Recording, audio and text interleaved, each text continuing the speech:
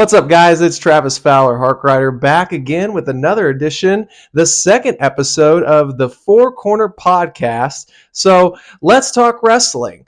It's been quite an interesting week since we saw the Royal Rumble fallout, but we also now have a lot of ideas as to what's going to happen moving forward with WrestleMania and the Elimination Chamber coming up. So let's not waste any more time and let's kind of get into some of the topics I wanted to discuss, which one's going to lead into the other topic. So I'm just going to start right off with it.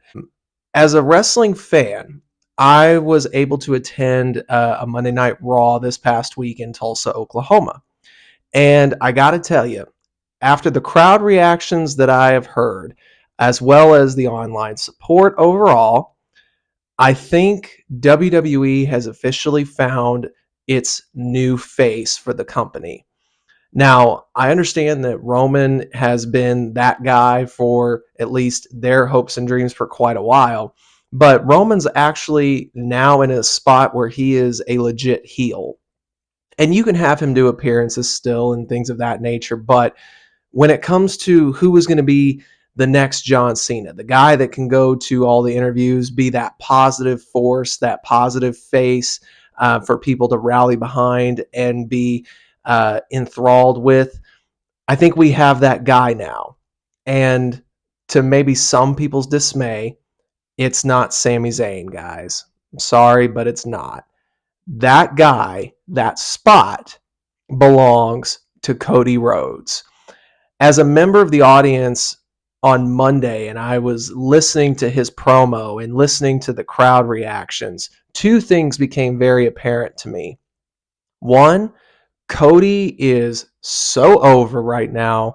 I've been a fan of Cody's for several years, and I was a big supporter of his return last year.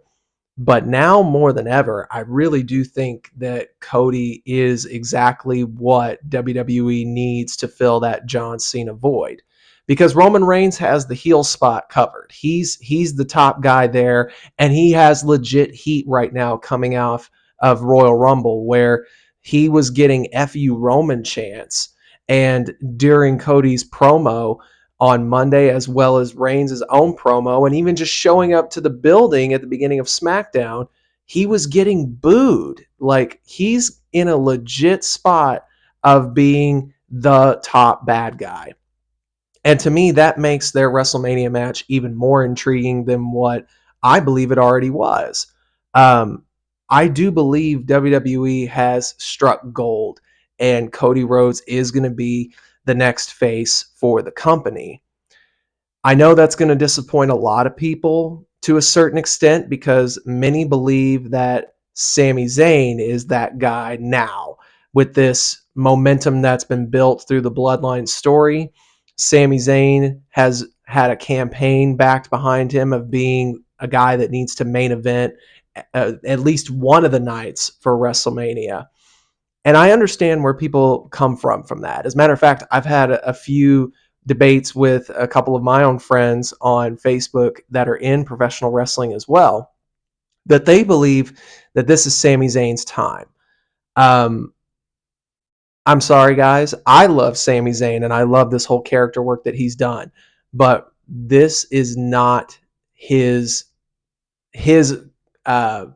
triumphant success of beating Roman Reigns. He's not the guy to beat Roman, at least to end the streak that he's been on and to end his title reign. And that comes down to the fact that his involvement with the Bloodline has never been about leading to Roman versus Sami. That is a byproduct of what the entire feud was supposed to do once it reached a certain level. Sami is obviously in the match with Roman at the Elimination Chamber, which many think needs to have a schmoz type of finish to go into WrestleMania and have that be one of the main events for one night of WrestleMania. But I do think there's a better alternative that can still satisfy all parties and satisfy the story as an overall, because my way of looking at it is Sami's Bloodline story has never been about Sami versus Roman. The story has always been Sami versus Jay and seeking Jay Uso's acceptance into the bloodline. We saw for months on end, Jay was the only one who did not trust Sami from the start. He was calling it, saying that he's not even really blood. Why are we dealing with him? Why is he here? And Jay had been spending most of his time trying to get the others within the bloodline to see it his way. And it wasn't until War Games that Jay was finally convinced, after weeks of hearing it from his family to then seeing the actions of Sami during War Games. Jay accepted Sami finally. And that's the story. That was the true story. Sami having to convince Jay Uso that he was indeed for the bloodline. Fast forward now to the Rumble, and we saw obviously where Jay walked out. But before that, Sami was apologizing to him, saying, I'm sorry. And you could tell that, uh, at least character wise, Sami really didn't want to do it, but he felt like he got pushed to that point. And right after the chair shot, you see Jey Uso being like, what are you doing, man? What are you doing? And then we saw Jimmy kick him in the face and the beatdown of Sami commenced. Jay did not participate, but that's not because Jay's going to turn on Roman, at least right now. I do think this is a good seed that was planted. The walkout and everything has given us several directions of where this story could possibly go. And I do think eventually this will come back into play when Jey Uso eventually becomes the first to ditch the bloodline. And that will lead to Jey Uso versus Roman Reigns again. And this time it has much more stake in it. But Jay was more so conflicted with how he spent months trying to convince his family that Sami was going to be a turncoat all along. And now, not only was he proven right, but now he's in a tough emotional spot where he bought into what everybody else bought into. And he's really having that internal conflict, which is going to eventually lead to him obviously coming back to the bloodline. A lot of people believe, and unfortunately there's some legality issues that may prevent this from going this way. But I've seen it going this way storyline wise ever since back to September when I used to talk about this with one of my colleagues. It was always going to get to the Royal Rumble where Kevin Owens was going to get another shot at Reigns. I always said that Sami was going to be presented with a chance to cost Owens the title match, and that was going to be the beginning of his downfall. That's kind of what happened, but I don't recall there being any involvement from Sami during the actual match, and it wasn't until after the match was over. And if he did, it was very minor anyway. But after the match, Roman obviously got to the point where he presented Sami with the chair saying, this is how you prove to me that this is what you want. And we saw how that ended. Of course, Sami putting the proverbial knife in Roman's back, or in this case, the chair to Roman's back. And that led to the amazing finish that we saw from the Royal Rumble. And it was always going to lead to Sami versus Roman at Elimination Chamber, which is still going to be a great match. It's still going to deliver. No questions about that. But that's all to get to the ultimate setup of WrestleMania. And that's going to bring me into talking about the WrestleMania card here momentarily. But the story always was going to get to a point where you would have Sami Zayn versus Jey Uso. Somewhere down the line, that was where it was going to lead to. And to me, that's been the overall story. It's never been about Roman Reigns losing the title to Sami Zayn. It's always been about Sami Zayn proving his worth, and especially to Jey Uso, who now Jay's been proven correct. Now there's a grudge. Now there's a reason for Jay to get back at Sami even more. He was the one who didn't trust him to begin with and had to be convinced. And now that he's been proven to be right from the start, now you've got an even bigger issue with Sami Zayn, which is going to lead to the match that we'll talk about here in a moment for WrestleMania. Speaking of, as of this moment, WrestleMania we know is 2 nights, April 1st, April 2nd. Um, there have only been 2 confirmed matches, but there's been a lot of rumored and unconfirmed matches thus far. At this moment, there's 10 matches between 2 nights that have either been announced or are going to be rumored to be announced or whatever have you. So let's kind of run through the card real quick. At the top of that card is the WWE Undisputed Universal Championship match, Roman Reigns versus Cody Rhodes. I hope that they throw Cody into this story with Sami and Kevin at Chamber. I really do think you can benefit by putting Cody into the feud right now and giving it a 2-month build as opposed to just 6 weeks. You don't have to have him do a whole lot until after Chamber, but just make it notice, which I think they kind of did that this past week on SmackDown with Roman's promo as well as Raw's opening promo with Cody, of just the both of them still acknowledging each other to know that this is where we're heading towards, which is a good start. I think it's okay to do just that little bit here, but come Chamber, I really do think it could be an interference for all situation. Again, legal reasons may prevent this from actually taking place, but I think if in an ideal world, you get to Chamber, you have the match with Sami and Roman, Solo interferes, and that draws Kevin Owens out to make the save there. Then Jimmy Uso interferes, which then would prompt Cody to come in and do the White Knight sort of thing of like, no, this is Sami's legitimate shot, and you're not going to be the one to ruin it. So he takes out Jimmy. We think we're back to an even playing field. Then Jay comes out from the crowd after having these last couple weeks, however long it's going to be, 2 weeks, another week and a half, I think. No, I'm sorry. It's 2 weeks from yesterday, as I record this on a Sunday morning. That's when Chamber takes place, February 18th. So you've got Jay coming in to interfere, which will cost Sami the match, gives Roman the win. In an ideal way, that is how I would book the end of Elimination Chamber. That also puts Cody there in the match now, because now the focal point is shifted to him for Roman. But then now you've got the Kevin Owens and Sami Zayn part with the Usos. So there's a lot of story with Reigns and Rhodes when it comes to legacy and family and tradition. There's a lot you can build on that, especially with their history from the feud when it was the Shield versus the Rhodes dynasty back in 2013, which was incredible. I think you can do some callbacks to that feud and give it that much more meaningful reasons to be invested into this now Rhodes Reigns story. But I do believe that should main event at least one of the nights. I would believe it would be night 2 for WrestleMania. And originally, when The Rock was involved, which there's still a part of me that feels like that's not completely off the table. You know, when you get in professional wrestling, you always will become a skeptic.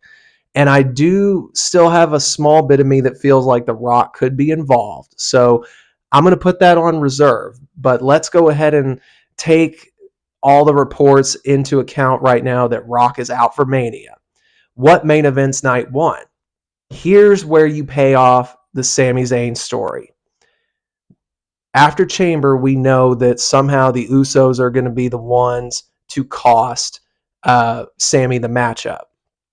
So now you've got to put an end to the Usos and the KO Zayn story.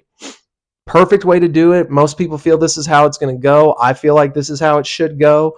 Sami and KO versus the Usos. But something that a friend of mine pointed out to me that I think would set this off and take it to that main event level for night 1, ladder match for the undisputed tag team titles. Sami Zayn and Kevin Owens versus the Usos in a ladder match for the titles. That is main event level. And the story is so good. It also brings meaning back to the tag titles. It brings prestige back to those belts. It makes you more invested in the story of Sami Zayn because this is where the ultimate payoff for the Bloodline betrayal could come from. And I believe it's main event worthy. So I think that's how you can main event night one of Mania if indeed The Rock is out. Then night one is reserved for Usos and Owens and Zayn for the tag titles. Night two is reserved for Rhodes and Reigns for the main championship, both of which those main events are for all the gold, if you will. That is a perfect way to end both nights of Mania. And I think that's the route they should go. Another confirmed match for WrestleMania that to me was a little disappointing, but I still know it's going to be a good matchup. Rhea Ripley and Charlotte Flair for the SmackDown Women's title. I, like a lot of other people, really was hoping that it was going to be Bianca versus Rhea for the Raw Women's title, just because I think right now both women are at that somewhat feeling of The Rock versus Austin. If you understand what I mean by that, both of them have such strong characters, both are so good at physical presentation. They've been great in ring wise. They give me that big match feel that Rock and Austin did, only for the women's side. Ripley versus Belair had a lot of opportunity to really solidify both of these women as being the future standard bearers or even the present standard bearers for the women's division. But alas, that's not what we are getting. I do believe Ripley Flair is still going to be good. And honestly, it's nice to see the makeup for them not having the crowd in the audience for their first go around, because of course that took place during the pandemic era and they were robbed of their true WrestleMania moment. From what I can recall of that match at WrestleMania 36, it was a really good match as I expected it to be. But without the crowd, it's really hard to go back and watch that match, let alone anything during the pandemic era. So this is kind of the make good for that. And I know it will deliver. It's just slightly disappointing because we don't know at the moment what the Raw Women's title is going to have for it. A lot of people think Asuka and her resurrection of the Kana-like gimmick under the WWE banner is going to be the route that they go. I wouldn't be mad about that. I think you could have actually flip-flopped the two and done Rhea, Bianca, Asuka, and Flair. But either way, I still think we'll have a good Raw women's match, and I know the SmackDown's title match will deliver. It's just not exactly what we were hoping for. But alas, I digress and move forward. This next match, I think, has an opportunity to be a show stealer for WrestleMania, and that's Seth Rollins versus Logan Paul. Yeah, who would have thought this would have been an opportunity to even take place a year ago? When Logan Paul first did his match at WrestleMania last year, as somebody who was in the crowd for that match, I was so impressed with how good Logan Paul actually was. Between him and Bad Bunny, there's been two celebrities within the last 3 years that have shown that they are not just fans, but they are willing to put in the work to show their passion for professional wrestling. And Logan Paul, in his first 3 matches, has shown that he can hang with people. He had the tag match where he debuted last year and did phenomenal at that. He had a good one-on-one matchup at SummerSlam with The Miz. And then he went and stood toe-to-toe with Roman Reigns and had one of the most iconic pictures, in my opinion, of WWE's history during his great match with Roman Reigns in Saudi Arabia. The dude has delivered, and I think he and Rollins could put together something really special for WrestleMania. Don't sleep on this match. I really do think this has a potential to be a show-stealing match. The next rumored match, you got to have a little bit of the spooky somewhere in there, and all roads seem to be going to this, but nothing's really confirmed, especially with what happened on SmackDown and it looking like that they're in some kind of alliance now, even though you could make the argument that the Wyatt Six has included this Uncle Howdy personality from the get-go. But at the moment, it looks like we're going to get Wyatt versus Howdy. Bray Wyatt versus Uncle Howdy, which could be a fun match. It may have a gimmick behind it. It's possible that you can't do the match without there being some sort of gimmick, but we'll see. I do think that's kind of where they're leading towards, and it has potential to be decent as well if the story continues to go. I know some people haven't been a fan of the Bray Wyatt story. I've been intrigued by it. The Pitch Black match was a little bit lackluster, but overall, I still think very enjoyable for what they're trying to do with the Wyatt character. I think it did progress it to where you need it to go. So only time will tell if Wyatt Howdy gets confirmed and if it looks promising for WrestleMania. Because if it's not this, I don't know what you do with Bray Wyatt if this isn't the route you're going to go for Mania. So a lot of intrigue is going to take place in the next upcoming weeks towards WrestleMania. Another rumored match, not confirmed, but looks more than likely, Brock Lesnar versus Bobby Lashley 3. I was very much looking forward to Lashley and Lesnar when it was presented to us last year. Both matches have kind of come across as just meh, in my opinion. But I do think there is one surefire way to make this worthy of not just the third round, but to bring intrigue to it. My opinion, Lashley, Lesnar 3, MMA rules, or if you want to use it, the fight pit match. Bring Daniel Cormier back to referee it as that extra sauce, but both guys have a background in MMA. As a matter of fact, I believe Bobby Lashley is undefeated in Bellator. We know what Brock Lesnar did with the UFC. Both guys can legitimately do it, and by my math and calculations, Elimination Chamber is exactly 6 weeks away from night one of WrestleMania. So hypothetically, if you want to put the match on night one, you could do that or still do night two.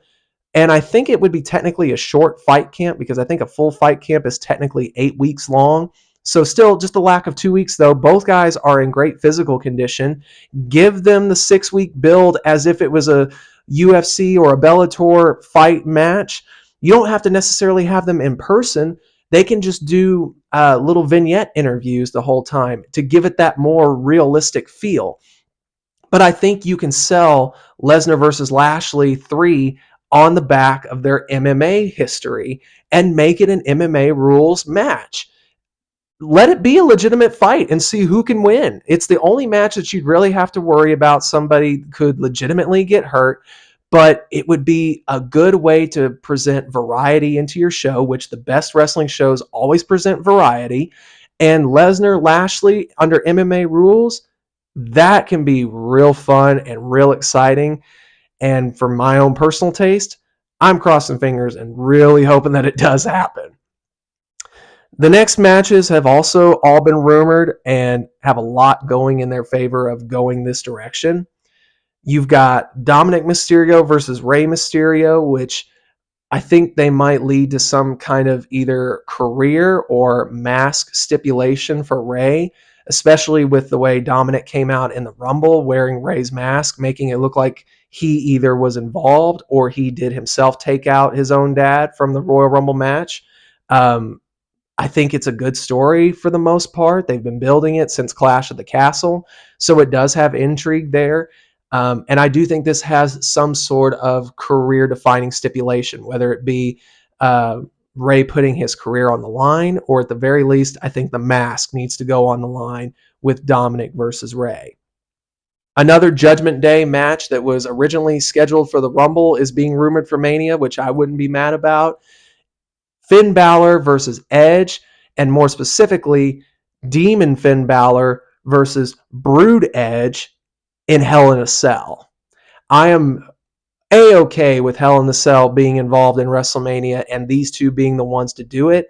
Of course, Triple H has been noted that he was taking away the Hell in a Cell pay-per-view instead of it being that, oh, look, it's that time of the year, we got to throw a specific match in Hell in the Cell. He wants to bring Hell in the Cell back to its finality that it originally was intended for.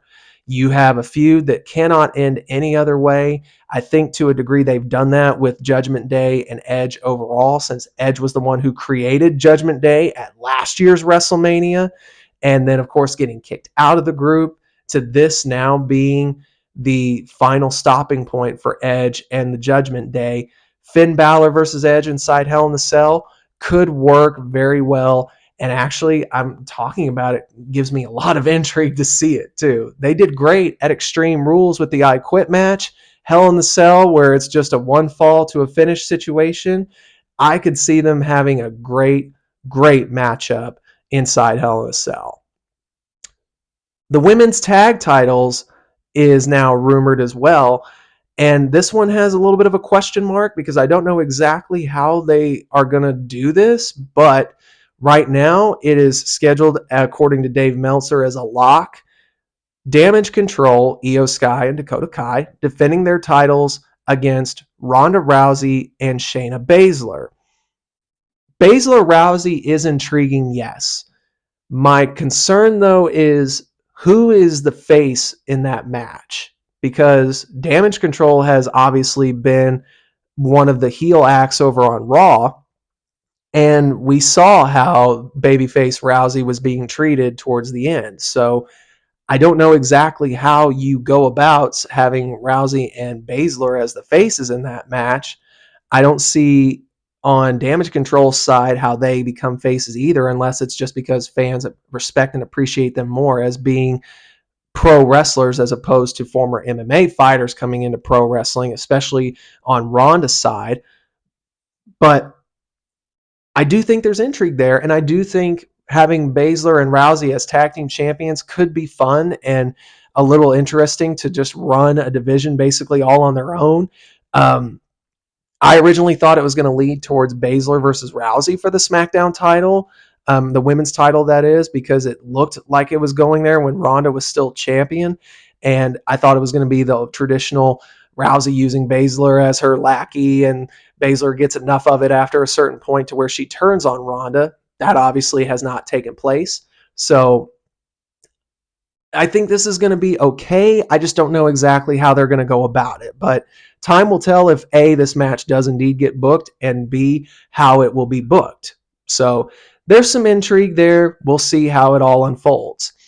Another match that has been rumored, and according to Meltzer, is a lock, is some form of a United States Championship Open Challenge with champion Austin Theory, and having his challenge answered by none other than the guy he looked up to, who I think we could say is the first guy to make it and use this guy as what his inspiration was to get into wrestling, John Cena. Austin Theory has said that Cena was who got him into wrestling.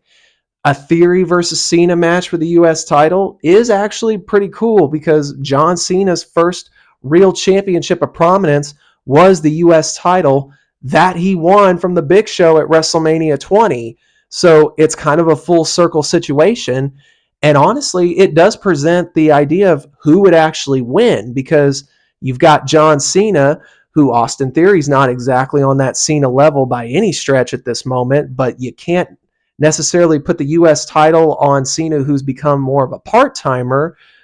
I mean, you could, but then you lose a title for a little while, depending on how long you want him to hold the title. You could also use it as a way to put Theory over as one of the top acts in the company. It could go so many different ways, and I'm intrigued by it, and I think it could be a good match. And right now, overall, with these 10 matches that I've listed, 2 which we know are confirmed, the others are pretty sure to almost certainty that they're going to happen. This could shape up to be one of the best WrestleMania cards. Do I think it would be WrestleMania 17 worthy of saying it's going to be that good? I don't think so. That, of course, holds a special spot for a lot of us wrestling fans.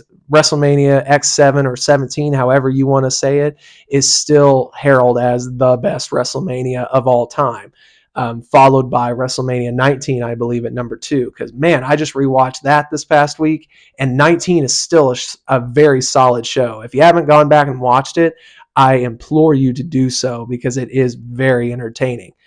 I do think WrestleMania this year has a chance to reach that spot, though, of at least a top echelon WrestleMania, just with these 10 matches alone and the stories, because this would be a very heavily story driven Mania with a lot of narratives coming to their apex. It has that potential to be that big. And I think it will be that big. I'm excited just talking about the prospect of some of these matches. So it's just been so refreshing to be excited for WWE's product. And for me, it's been that way for the last 7 or 8 months that the regime change took place. I know that Stephanie and Nick Khan being co-CEOs was only a temporary thing, obviously, with Vince coming back in. But since that time, there has been an uptick of interest in the WWE product. And I think that has shown not just within the TV product, but with their ticket sales. WrestleTix has shown several times on Twitter that the capacity that they have for each arena that they've gone to has either been damn near or complete legit sellouts for the show. As somebody who went to Raw, like I said at the beginning, here in Tulsa this past week, that arena was packed. And that's the first time in a long time that a WWE show in Tulsa has filled the arena to the lengths that it did. It was almost a sellout. So WWE has been doing great business. AEW has also been doing great business. The difference, though, between the two of them, which is something I saw earlier this week, somebody pointed out that the reason why WWE is being heralded and I think praised business-wise recently and has kind of taken the focus off of AEW amongst some of the backstage drama that AEW unfortunately experienced. But I think the reason why people have been more focused on WWE is simply because they've been putting out a more intriguing product. Not to say that AEW isn't good, but much to the same sentiment as a Twitter bio put up or a post that a Twitter account put up earlier this week that kind of got some up and wild about it. AEW is for wrestling nerds. It's not for the casual wrestling fan. WWE has been satisfying both the casual and the hardcore fan recently. Whereas AEW is a niche product, because wrestling is a niche product, and they are only catering to the niche audience. And I think I mispronounced the word niche. It's a niche. AEW is already in a niche product zone, and they're still presenting it to the niche market. That could change if they have success with the house shows that they've announced is going to take place later this year. There's a lot of possibilities that can still take place with AEW, but I understand where they were coming from. And that's not a bad thing to say that AEW is for wrestling nerds. Guys like me who love professional wrestling, and I've almost loved it for 30 years, I've been very intrigued with a lot of the stuff that the AEW has done just within the first 4 years of their existence. So I wouldn't take that as an insult. I just honestly think WWE is better at bringing in both the casual audience as well as the hardcore audience, whereas AEW is strictly catered to the hardcore audience. Again, that can change, but that all depends on how AEW approaches business going forward. Can they find that casual viewer that will come back and watch and become a frequent viewer instead of them just every once in a while hitting that 1 million view mark like WWE does with Raw or SmackDown even? I think SmackDown hits 2 million very frequently. Can they hit that million viewers consistently? We know that they can stay within the 800 to 900 and plus thousand range, but they don't hit a million viewers every single week, or more than a million, I should say, every single week. They can get there. I do feel like they can, but you need to go about presenting a different strategy to lure that casual fan to your product as well. It just takes time. Again, AEW has only been around for 4 years. So you're looking at a 4-year product versus a 30 plus year conglomerate of WWE. one's got to take a little bit of time to get its footing. So I do have promise for AEW. I think they are still just learning how to become a good wrestling company. They've already shown that they're great for the niche product, but it's still a jury out situation on whether or not they can appeal to the casual viewer. Guys, that's about all I have to talk about this week when it comes to professional wrestling. Please subscribe to our YouTube channel and follow us on Twitter and Facebook and Instagram, and leave comments on our posts. Let us know what you want to talk about, and I'll be back next week to have another episode of the Four Corner Podcast. But let me know what you want to discuss. Let's have dialogues. Like I said, I love doing this podcast because it allows me to get all the stuff about wrestling off my mind and out there for the public to hear and to view, to listen to, and maybe even strike up a conversation of what you think should happen for the main events of WrestleMania, or what you think AEW can do to build that casual fan base. Let me know and let's chat about it, because I love talking about wrestling. But until next week for episode 3, y'all have a great week ahead and continue to love wrestling.